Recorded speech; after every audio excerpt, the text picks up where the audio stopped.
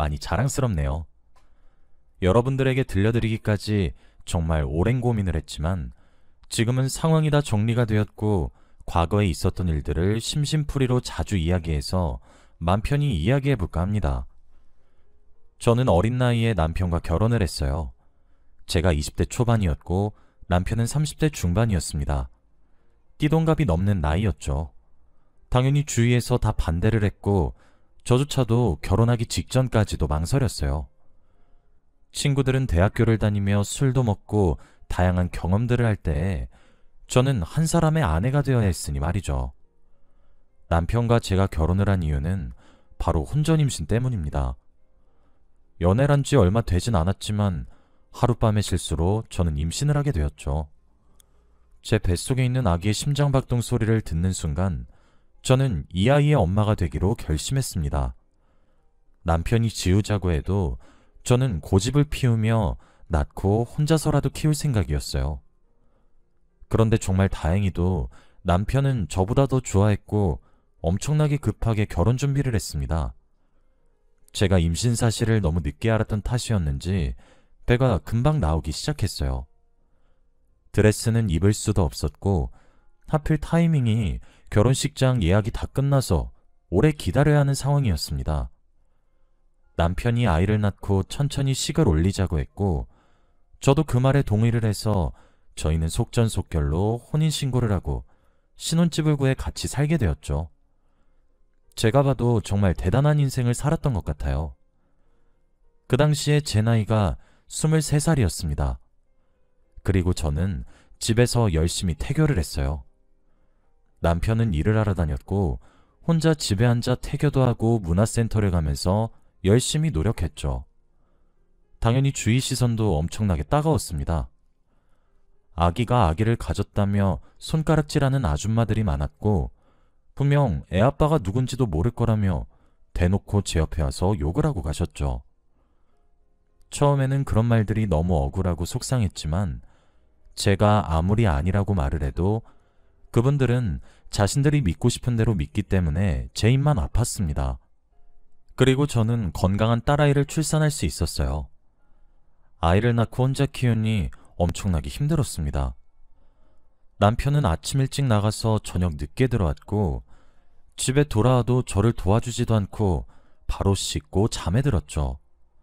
그래서 저는 하루 24시간 내내 육아만 해야 했습니다. 당연히 우울증도 왔고 사람들을 만나는 것조차 힘들었어요. 혼자 집에서 갇혀있는 듯한 느낌이 들었죠. 손목이 아리고 밥도 제대로 못 먹어서 점점 말라가는데 남편은 저에게 아무 관심도 없었습니다. 하루는 평소보다 일찍 퇴근한 남편에게 육아를 부탁한 적이 있었어요. 하루 종일 아무것도 안 먹어서 컵라면에 물이라도 붓게 아기랑 조금 놀아달라고 했죠. 그런데 남편의 대답은 충격적이었습니다. 내가 왜? 육아는 네가 해야지. 아빠로서 너무 무책임한 대답이었어요. 남편의 말을 듣고 어리 빠져서 아무 말도 못했네요.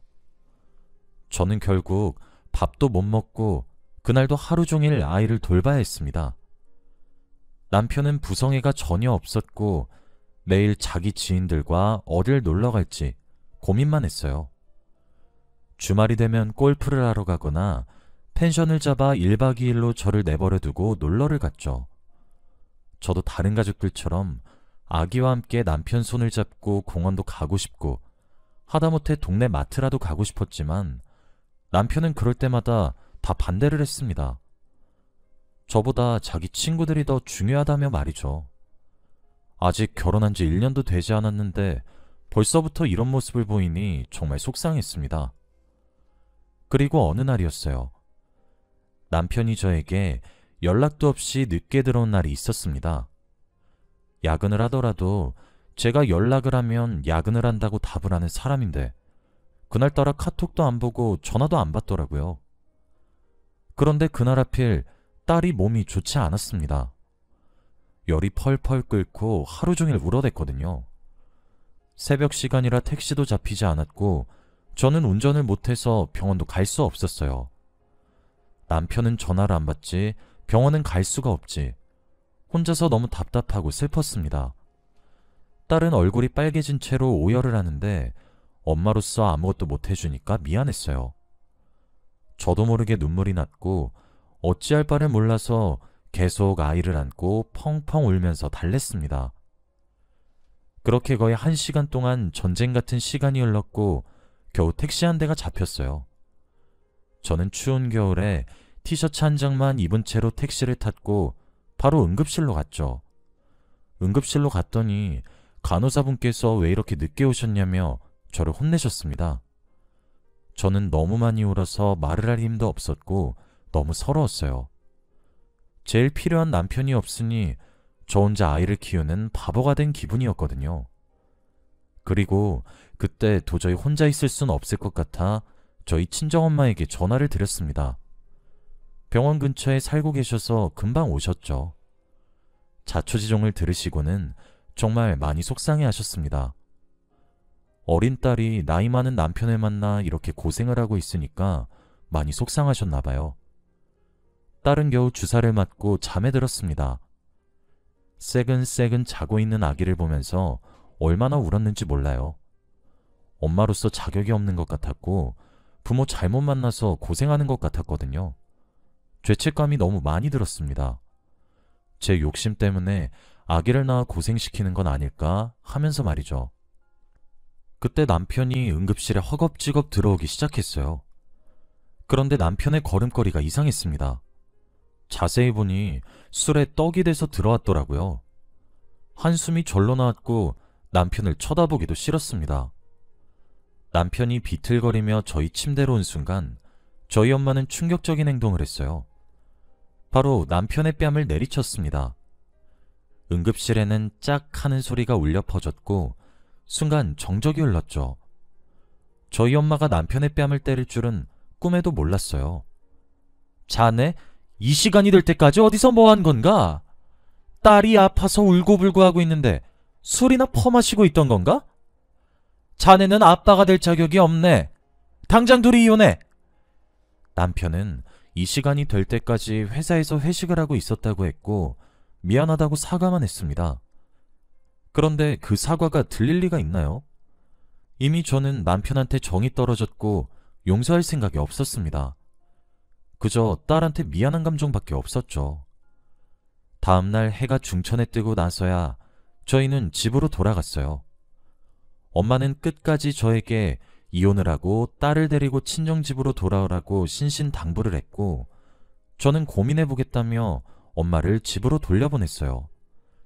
그리고 남편과 함께 집으로 향했습니다. 저희는 한마디도 나누지 않았어요. 대화조차 하지 않았고 차 안에는 라디오 소리만 가득했습니다. 당연히 집에 돌아와서도 말을 하지 않았죠. 저는 여느 때와 다름없이 다시 육아를 했고 남편은 다시 밖으로 나갔어요. 이게 부부인지 그저 동거인인지 헷갈릴 정도였습니다. 이미 저희 사이에 사랑은 없었고 그저 아이 때문에 부부의 관계를 지속하는 느낌이었어요. 그런데 그때였습니다. 아이에게 약을 먹이고 재운 뒤 오랜만에 집안일을 하고 있었어요. 밀린 설거지도 하고 청소도 하면서 시간을 보냈습니다. 그런데 침대 밑을 닦는데 낯선 물건이 나오더라고요. 바로 귀걸이였습니다. 그것도 귀걸이 한 짝만 말이죠. 저는 귀를 뚫지 않아서 귀걸이가 없어요. 그럼 이건 제 건 아니고 다른 여자 것인 게 확실했습니다. 저는 그 순간 남편을 의심할 수밖에 없었어요. 우선 그 귀걸이를 간직해두고 남은 집안일을 마저 다 했습니다. 그런데 집안일을 하면 할수록 낯선 여자의 물건들이 우수수 나왔어요. 립스틱이랑 스타킹이 나왔습니다. 어떻게 이런 물건들이 저희 집에 있을 수 있나요? 전부 다 제 것이 아니었고 모르는 사람 거였습니다. 청소를 하면 할수록 나오는 물건들에 저는 기겁을 할 수밖에 없었어요. 그리고 남편이 불륜을 저지르고 있다고 확신했습니다. 우선 증거를 찾아야 했어요. 저는 남편이 그날 집으로 퇴근한 날 남편의 휴대폰을 뒤졌습니다. 남편이 자는 동안 지문인식으로 된 휴대폰을 열었고 저는 샅샅이 뒤졌어요. 그런데 역시나 남편에게 다른 여자가 있었습니다. 그리고 저는 충격적인 영상을 보게 되었어요. 남편의 갤러리에 들어갔는데 한 동영상이 있더라고요. 그 영상은 왠지 남편과 만나고 있는 상간녀가 남편 몰래 촬영한 것 같았습니다. 제가 이 영상을 보길 바라는 것 같았죠. 남편은 이 영상이 갤러리에 있는 줄 모르는 것 같았어요. 영상을 재생하여 보니 정말 충격적이었습니다. 남편과 그 여자는 모텔 같은 곳에서 양주를 먹으며 대화를 하고 있더라고요. 둘은 이미 술에 조금 취했고 이런저런 이야기를 나누다 제 이야기를 하기 시작했습니다. 딸이 아파서 남편에게 새벽 내내 연락을 했던 날 대화였어요. 자기, 지금 꼭 가야 돼? 당신 와이프도 생각이 있으면 병원 혼자 알아서 가겠지. 당신 없이 아무것도 못하는 바보도 아니고. 그렇지 않아? 역시 어린 계집애랑 결혼하면 이게 문제야. 아무것도 모른다니까? 그 여자 절대 당신이랑 이혼 못할걸? 직장도 없고 나이도 어린데다가 당신한테 용돈 받아 쓰는 계집애가 무슨 수로 당신이랑 이혼을 해? 들켜도 상관없어. 우리 관계 한마디도 못할걸? 그 여자는 대놓고 저를 조롱했고 영상 끝부분에 카메라를 보고 비웃고 있었습니다. 마치 저를 향해 비웃는 것처럼 말이에요. 남편은 이 영상을 찍는 걸 꿈에도 모르는 것 같았습니다. 저는 그 영상을 제 휴대폰으로 옮겼어요. 그리고 남편이 다니는 회사에 전화를 했어요. 늦은 시간이었는데도 불구하고 한 직원이 전화를 받더라고요. 남편의 직장 상사인 것 같았고 저는 날짜를 말하며 그날 회식을 했냐고 물었습니다. 그런데 하지 않았다고 하더라고요. 그리고 제 남편의 이름을 말하니 요즘 제 남편은 칼퇴를 해서 회식에 잘 참석하지 않는다고 하셨습니다. 요즘 매일같이 야근을 한다며 집에 늦게 오던 사람이 알고 보니 칼퇴를 하고 있었다뇨? 딱 봐도 상간녀를 만난다고 늦게 들어오는 거였죠. 그리고 저는 카드 내역을 보았습니다. 경제적인 부분은 남편이 다 관리를 해서 저는 아무것도 몰라요. 하지만 처음으로 카드 내역을 보았는데 너무 충격적이었습니다. 백화점에서 몇백만 원씩 결제한 내역들이 수두룩 빽빽했거든요. 저한테는 한 번도 사준 적이 없던 명품들을 그 여자한테는 거의 갖다 바치고 있었습니다. 너무 어이가 없었어요. 화가 미친 듯이 났고 저는 도저히 그 남자와 살고 싶지 않았습니다. 사람으로도 보이지 않았고 짐승이라고 칭하기에도 과분했어요. 제가 몇 날 며칠을 이혼소송을 준비한다고 티를 내지 않았습니다. 증거들을 수집하고 변호사도 비밀리에 선임한다고 며칠 동안 남편을 거들지 않았죠. 그런데 그 상간녀는 저보고 보란듯이 남편의 와이셔츠에 입술 자국을 찍어놨더라고요. 너무 어처구니가 없었고 뻔뻔한 그 여자의 태도에 피가 거꾸로 솟는 기분이었습니다. 그 여자가 저를 가지고 조롱하는 꼴을 도저히 지켜볼 수 없었어요. 저는 이제 남편과 끝을 내기로 결심했습니다. 그날 밤 남편이 여느 때와 다름없이 밤 12시가 다 된 시간에 집에 들어왔어요. 그리고 남편이 들어오자마자 이혼 서류를 들이밀었습니다. 도장을 찍으라고 말이죠. 제 행동에 남편은 놀라지도 않았고 헛웃음을 치더라고요. 저는 그 모습이 꼴보기 싫어서 쌍욕을 내뱉고 말았네요. 남편과 만나면서 한 번도 보여준 적이 없는 모습이었습니다. 그런데 남편은 저의 그런 모습을 보고 놀라지도 않았어요. 난 너의 이런 모습이 싫은 거야. 내 친구 와이프들은 다 맞벌이하고 주식하면서 수익 내. 그리고 운전면허도 따서 남편이 운전할 때 도와준다고. 근데 넌 나랑 결혼하고 나서 뭐 했니? 내가 많이 희생하고 있다는 거 몰라? 이혼하면 누가 더 손해인지 똑똑히 생각해봐. 남편의 말에 할 말을 잃었습니다. 어떻게 자기 말이 다 옳다는 식으로 말을 할까요? 더 이상 이런 괴물 같은 사람이랑 대화를 할 가치가 없다고 느꼈고 냅다 남편의 뺨을 내리쳤습니다. 남편은 얼굴을 부여잡고 감히 어린 계집애가 라며 팔을 들었고 저를 때리려고 할 그때 딸이 울기 시작했어요. 그래서 저는 겨우 남편에게 맞지 않을 수 있었고 저는 이혼 서류에 도장을 찍으라고 한 뒤 짐을 챙겨 딸과 함께 친정으로 갔습니다. 그리고 이혼을 진행했어요. 제가 워낙 증거들을 많이 수집해 놓은 탓에 제가 쉽게 승소를 할 수 있었어요. 양육비도 주기적으로 주어야 하고 위자료도 제가 최대한 높게 제시했어요. 그리고 이혼 후 친정에서 가족들의 보살핌을 받으며 평화롭게 아이와 잘 지내고 있습니다. 이혼 후 제 인생은 훨씬 더 화려해진 것 같아요. 아직 20대 중후반이었기에 하고 싶은 건 다 하고 살았습니다. 제가 할 수 있는 것도 없고 배운 것도 없어서 처음에는 너무 막막했어요. 어떤 일을 하면서 딸을 먹여 살릴까 하면서 말입니다. 그런데 저의 이런 인생 이야기를 저의 개인 공간에 써내려갔어요. 인터넷에 익명으로 글을 쓰기 시작했습니다. 어디서 말할 곳도 없는데 풀고는 싶어서 심심풀이로 소설처럼 써내려갔죠. 그런데 제가 쓴 글을 읽는 사람들이 점점 늘어가기 시작했습니다. 제가 너무 안타깝다며 남편이랑 상간여행도 같이 해주고 저에게 응원의 메시지도 많이 왔어요. 그러다가 저는 인터넷 세상을 알게 되었어요. 저의 일상글도 올리고 딸과 있었던 일화들을 사진과 함께 내용을 간략히 적으면서 업로드를 하니 많은 사람들이 좋은 말을 많이 해주더라고요. 사람들을 만나기 힘들었던 저에게 그곳은 아주 심신의 평안을 주는 공간이었습니다. 저는 그렇게 저의 글을 확장해 나갔어요. 육아 관련 꿀팁들도 글로 써내려가고 다양한 제품을 사용하고 난 후기들도 조금씩 쓰기 시작했어요. 장단점을 간략히 쓰면서 사람들과 소통을 했습니다. 그러다가 저는 그곳으로 알게 된 사람들과 사적으로 만나게 되었어요. 저와 같은 상황에 놓인 여성분과 남성분을 만나게 되었죠. 다들 어린 나이에 임신을 하시고 이혼을 하셔서 아이를 키우게 되신 상황이었습니다. 어디 가서 저의 이야기를 대놓고 하지도 못했는데 저와 같은 상황을 겪게 된 사람들과 만나서 대화를 하니 시간 가는 줄 몰랐어요. 저희는 한 번 만난 후로 대화가 너무 잘 통해서 주기적으로 만나는 모임이 되었습니다. 한 달에 한 번은 꼭 만나서 간단한 식사 자리라도 가져요. 그렇게 저는 사람들과 친해졌습니다. 그런데 거기서 한 남자를 만나게 되었습니다. 20대 후반의 남자였지만 딸이 있다고 했어요. 아내와는 이혼을 하고 혼자서 아이를 키우고 있다고 했죠.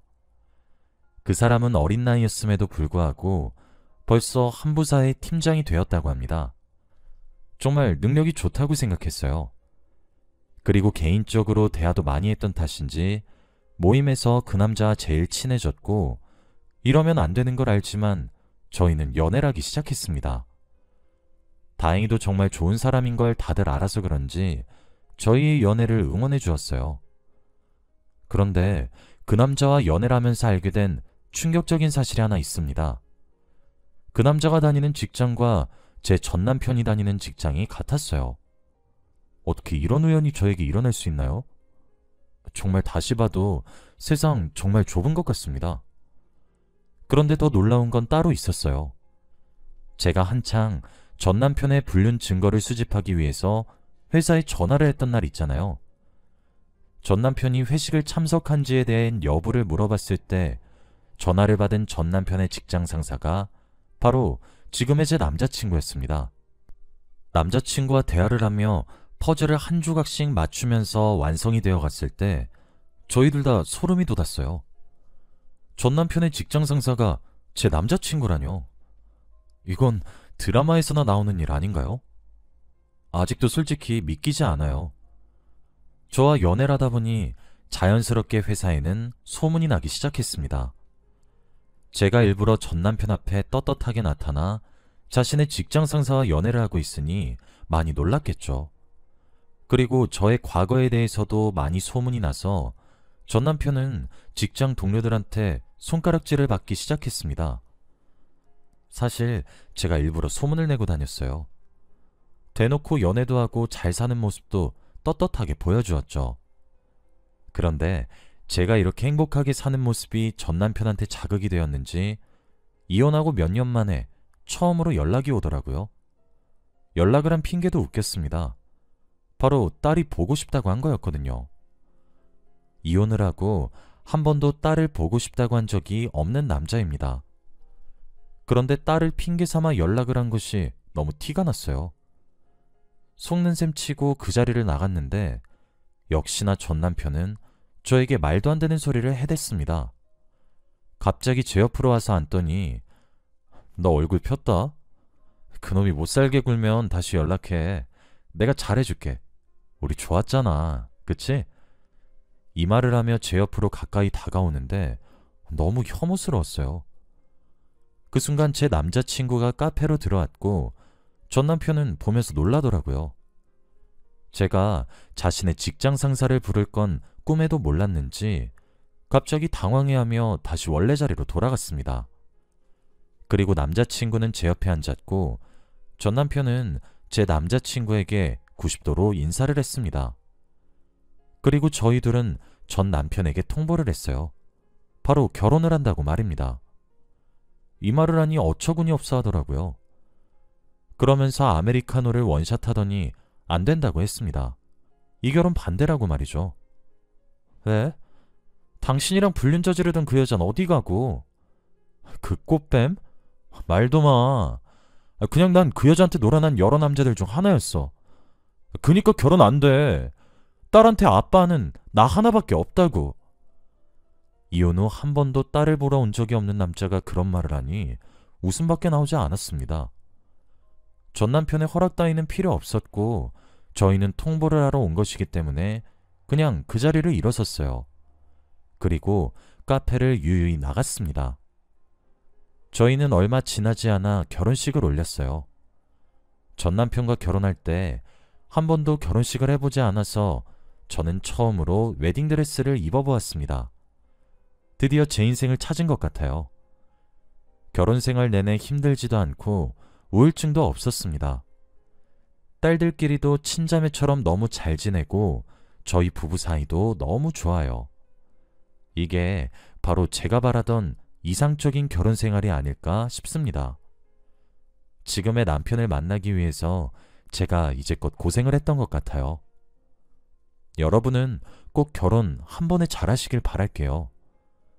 비록 저는 한 번은 실패한 결혼이었지만 그 과정에서 많은 걸 배웠습니다. 어느덧 딸들도 많이 커서 부모로서 할 도리를 다한 것 같아요. 아이들이 일찍 철이 들지 않았으면 싶은데 그게 마음처럼 잘 되지 않는 것 같습니다. 남편과는 정말 천생연분 같아요. 식성이랑 가치관, 성격까지 하나도 빠짐없이 다 똑같거든요. 전생의 남매가 아니었나 싶을 정도로 말입니다. 저는 운명을 전혀 믿지 않는데 지금의 남편을 만나고 운명이라는 걸 조금 믿게 되었어요. 정말 찰떡궁합이거든요, 저희 부부. 아무튼 여러분은 저 같은 일 겪지 않고 바로 결혼 성공하셨으면 좋겠어요. 저의 이야기는 여기까지입니다. 들어주셔서 감사해요.